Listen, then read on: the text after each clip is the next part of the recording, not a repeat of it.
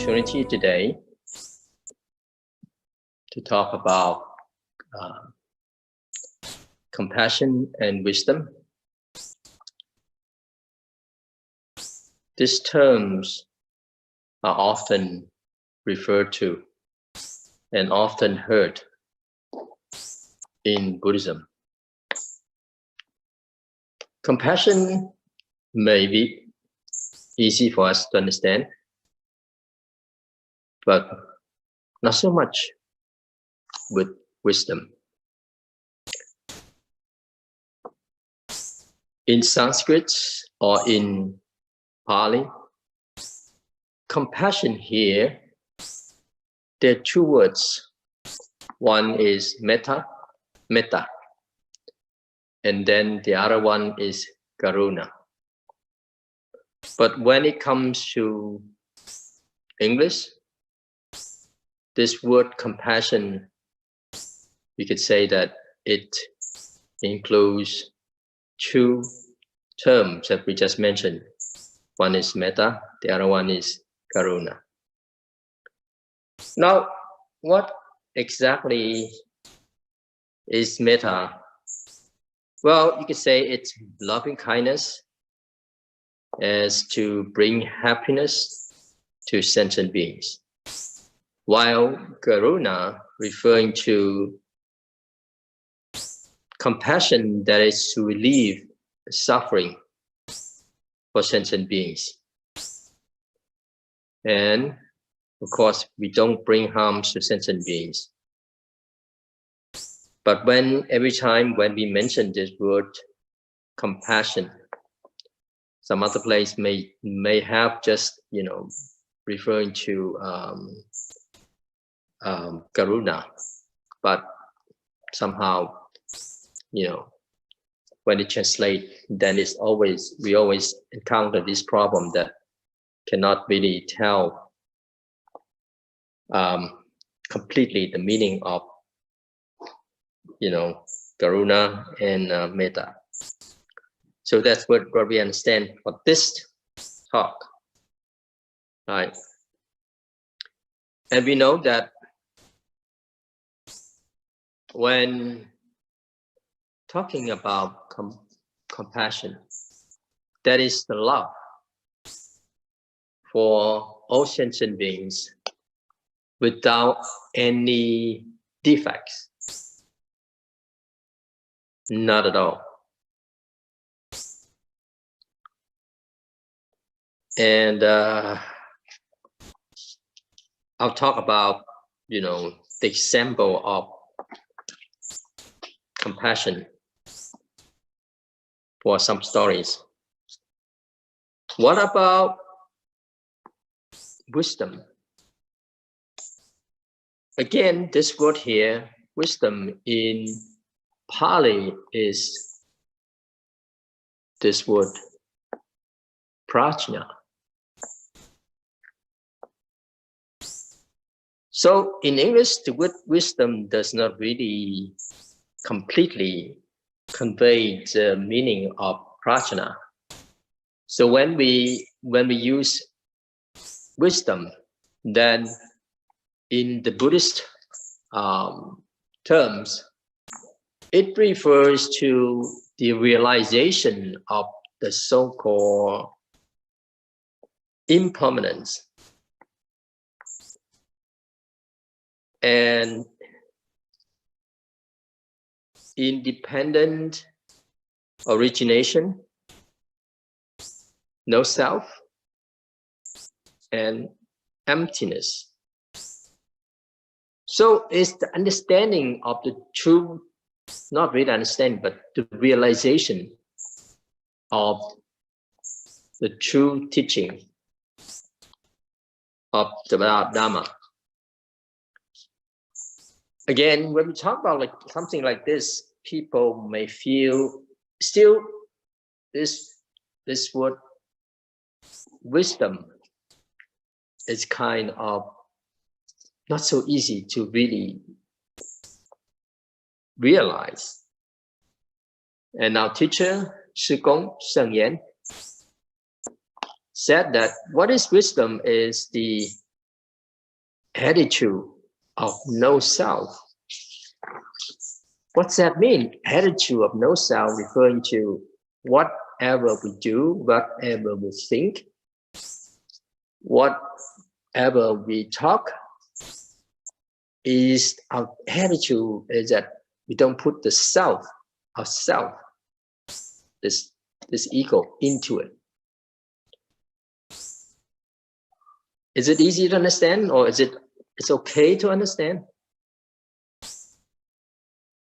And just like the example of the heart sutra, when the Bodhisattva Avalokitesvara was crossing in the deep, see, prajna paramita. So here we don't use deep wisdom, but prajna paramita. He perceived that all five skandhas are empty, thereby transcending all sufferings. And I'll go on, and negate everything until there is no ignorance and there is no ending of ignorance. So through no aging and death, there is no suffering, no cause of suffering, no cessation of suffering, and no path. And then at the end it says, there is no wisdom or any attainment. With nothing to attain, bodhisattvas relying on prajna paramita have no obstructions in their minds. Having no obstruction, there is no fear, and departing far from confusion and imagining, they reach ultimate nirvana. See, the realization of this prajna paramita could lead us to reach nirvana, which, put it simply, is that there's no vexation at that time, no emotional affliction at that time. So we could transcend all suffering or dukkha. So this word wisdom here could be that profound for our understanding. And these two, compassion and wisdom, are both very important because it's mentioned together. Compassion and wisdom usually mentioned together. Now, through this, just a few minutes of talking about this, then how could we develop compassion and wisdom?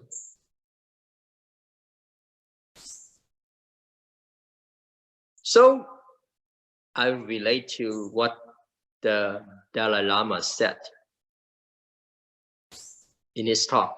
He said that I have found that the greatest degree of inner tranquility comes from development of love and compassion. So it's very important. The more we care for the happiness of others, the greater our own sense of well-being becomes. See? So we put the happiness of others to the more important part, and then we become tranquility and a sense of well-being. So cultivating a close, warm-hearted feeling for others automatically puts the mind at ease, put our mind at ease. So this helps remove whatever fears or insecurities we may have, and give us the strength to cope with any obstacles we encounter. It is the ultimate source of success in life. From this, we could feel that even the Dalai Lama was, the way he was giving or sharing with us is that it resonates with what we have just learned from the Heart Sutra, right? He just used another way, another aspect of talking about it, but it just, it resonates with the teaching in the Heart Sutra. And interdependence is a fundamental law of nature. Now the problem with us is that when we talk about love and compassion,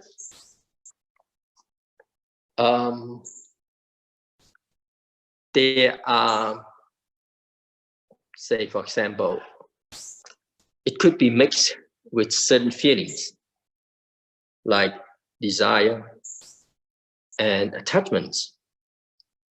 So the love of parents for their child, it could be mixed with, attachments there. And the love between lovers, it also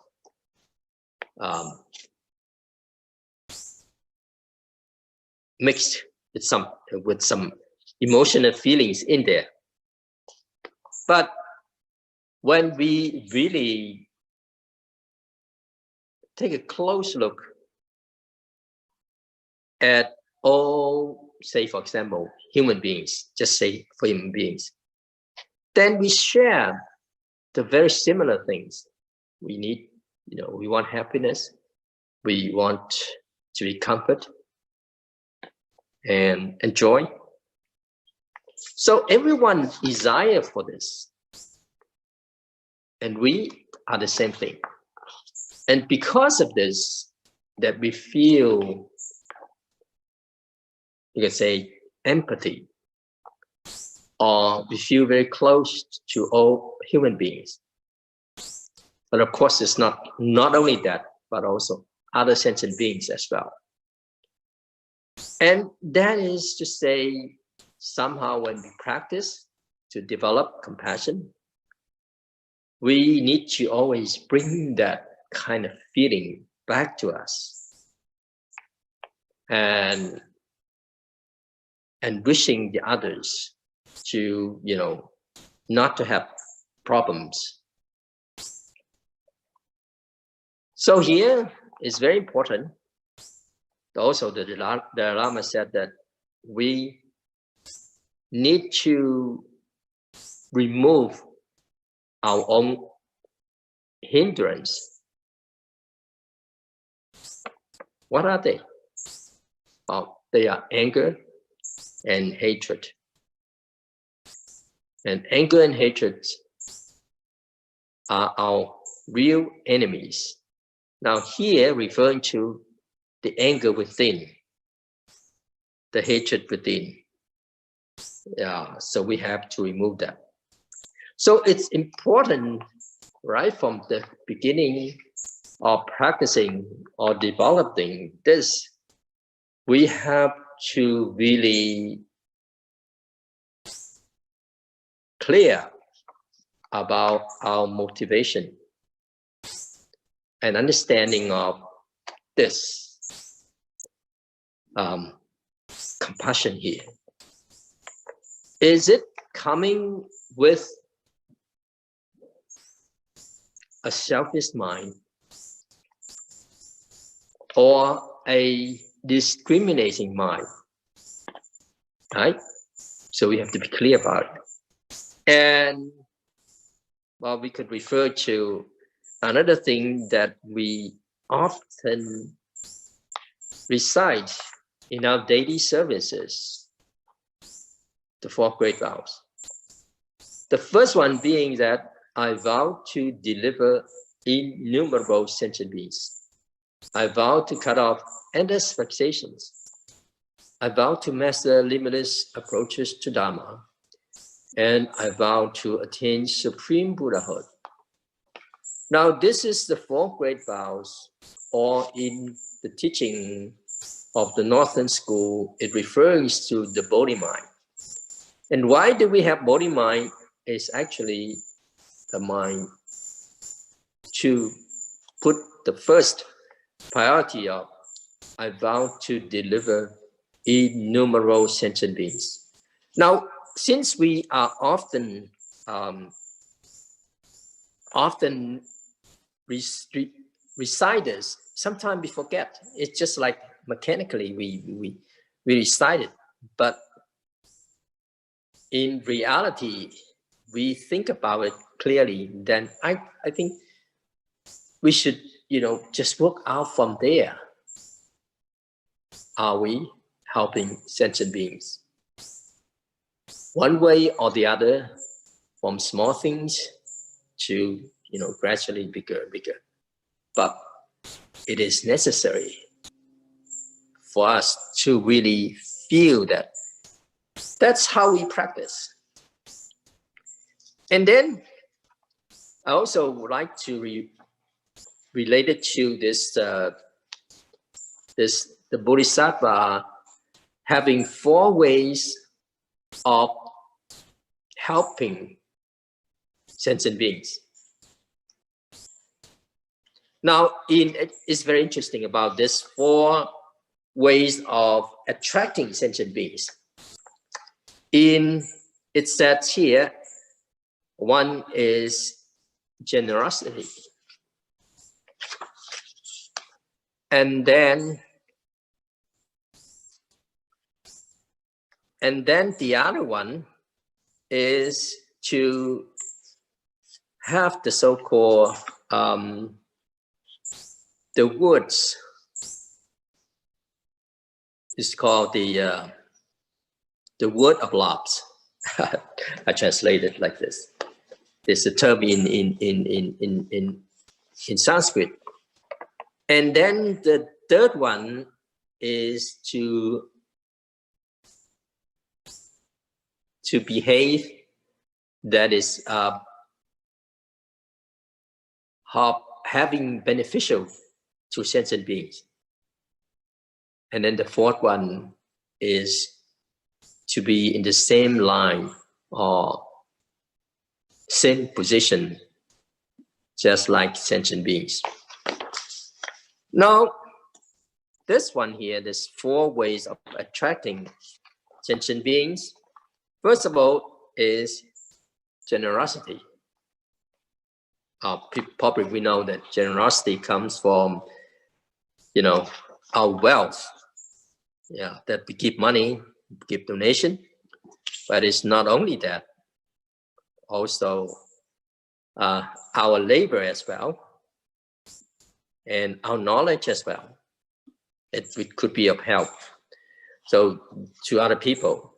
And the second one is generosity or making dana by way of teaching the Buddha Dharma, right? And then the other one is giving dana. It's called fearless giving. Fearless giving, so that if they are in disaster, we help them to come out of the situation, something like that. And the second one is to have gentle, encouraging words. Now, this encouraging words is to encourage others so that they could be relieved from suffering, but also they could boost up the energy, but also encouraging words could be something that is not just soft, it's not just nice, but sometimes it comes into a form of being very stern. And then other people's mind will turn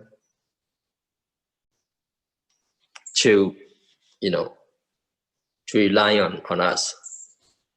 So this is the second one.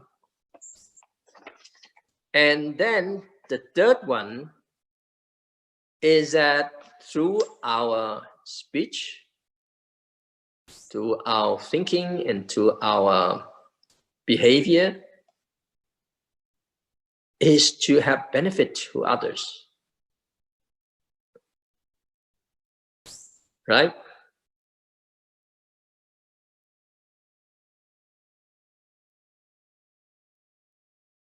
So we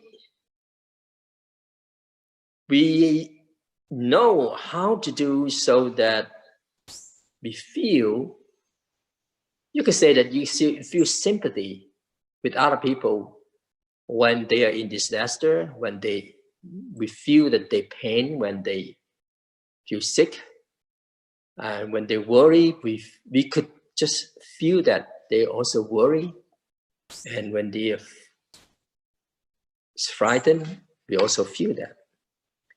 So that is the case, so that we could just help themselves out of this compassion. And then number 4 is to be in same line with sentient beings, referring to just like Guan Yin Bodhisattva, when he or she is helping, he could transform himself or herself into a form that is in the same situation. Say, for example, if it's for women, Bodhisattva will transform itself into the situation or into the form of a woman to help the woman. To a merchant, to a CEO, it could be anybody, or to a child. So things like that, right? So it is in the same line, so that they will not feel the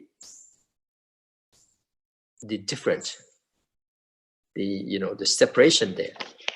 So this is 4 kinds of behavior that one could do to develop compassion and wisdom. First of all, I'd like to share the story of the Buddha in the past life, when the Buddha was a very, very big fish, a huge fish. And at that time, there was a drought happening in the country. So people have no food to eat. Many people, were starved to death. Now, this big fish happened to see that the land, they cannot grow anything. They have no food to eat. So he was out of compassion, the big fish, out of compassion, that he will just offer his body, because with his big body, people in the village could survive for 1 month, right? So what he did is he jumped, from the ocean, and then just jump onto the land, and then let people eat his flesh. And of course, people just pour on and grab, and take his flesh. And it was very painful. But he would not, just let himself die, but just let them eat, because he thinks that if he died, then his meat will get rotten very easily. So it's better for him to be alive. And that's what he did. And that is in the past life. the Buddha was a fish king to offer his body. Right? So this is the example of the Buddha. And then, well, I would also like to share the some of the events that Master Empty Cloud, Master Xu Yun, he was a contemporary great Chan master. Well, at the time of 1911, is many years ago, right? And there was a war going on in China, and there was a troop, and the general of the troop, pretty much, he didn't like Buddhism at all, and he was coming with his troop to this called the Jizhu San, or the mountain of a rooster's legs, Jizhu San. He started to destroy the temples. And then at that time, it happens that Master Xu Yun was there. So what he did was that Master Xu Yun, well, talked to this general. And this general's name is Li Yuan. And then somehow he talked to him and convinced him. And then at the end, this general, Li Yuan, take refuge in the Three Jewels under Master Xu Yun. So of course, after that, the temples are protected, monks and nuns were protected afterward. And then afterward, this general become real supporters of Buddha Dharma. Another thing is that in 1913, now again, the war is going on at that time in China. And because of the very unstable state situation, political world situation there, and then Tibet was about to not to recognize at that time, Tibet was, wanted to separate from China. And it just happened that because of this, then again, the government want to take over. This is not the communists yet, but at that time, it's the wartime, before communists. The troop was about to come to Tibet and to take over Tibet by fighting. So that means war will be going on. Therefore, again, someone that's in high officials talked to Master Xu Yun, asked him to go to Tibet and negotiate with some leaders there. And Master Xu Yun really went there and talked to those who opposition's leaders, and then they just settle down and then they agree. So you can see that with a very brave, man, monk like Master Xu Yun, he really did it, right? And that's what happens. Now, when it comes to contemporary about our Shigong, Master Sheng Yan, at that time, it was in 1999, and it's September 21st. There was a big earthquake that happens in the central Taiwan, and a lot of people died. Now, this is a very good, serious earthquake. And often our Sugong's teaching was that being a bodhisattva, we somehow have to experience suffering ourselves in order to really feel a suffering of sentient beings. And because of this earthquake that he went to, comfort them in the disaster area, and of course giving some help financially as well as materially. But when he was interviewed by the television, and then what he said was that those who giving the helping hands are the bodhisattvas. Those who suffer from the disasters are great bodhisattvas. And this become, once he said that, it's like the whole country was in the feeling of settledness, peacefulness, calm. Usually what we think is that, people that is encounter so many, whatever disaster that they have, is that it's because of their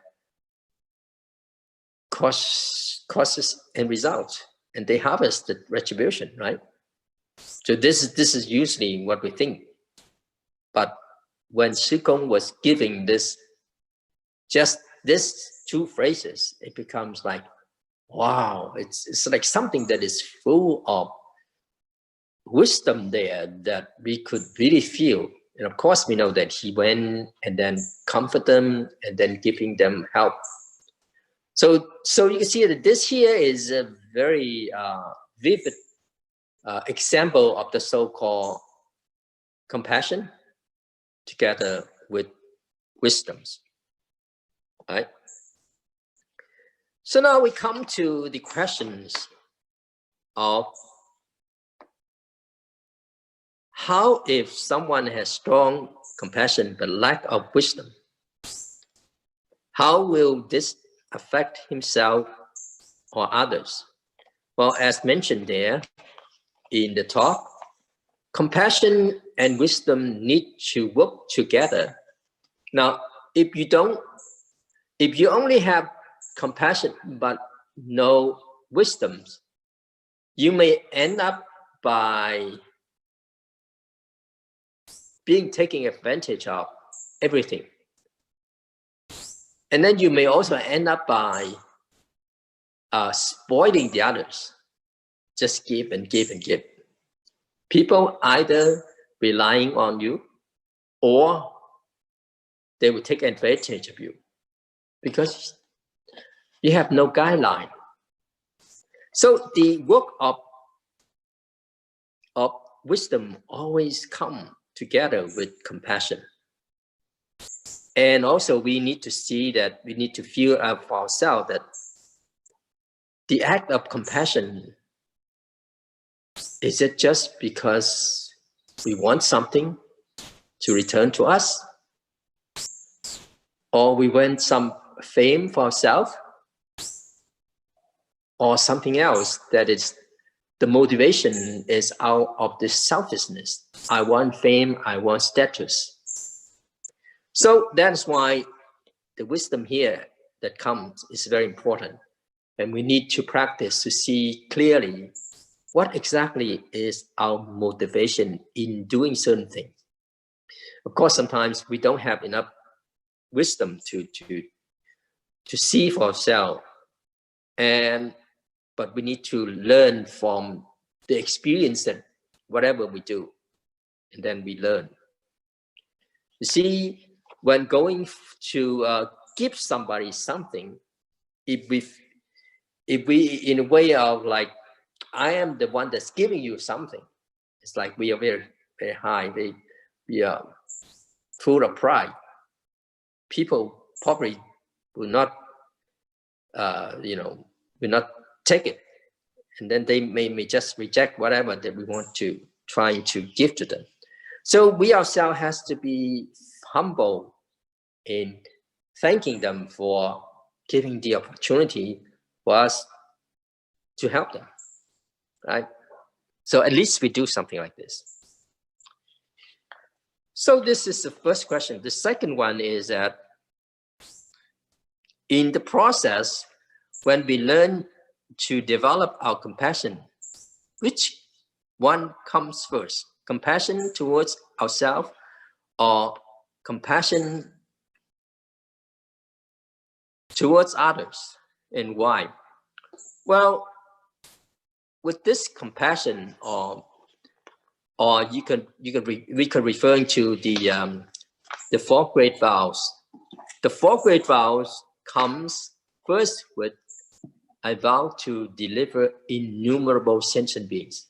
So that is to say, with the attitude of helping others, we also helping ourselves.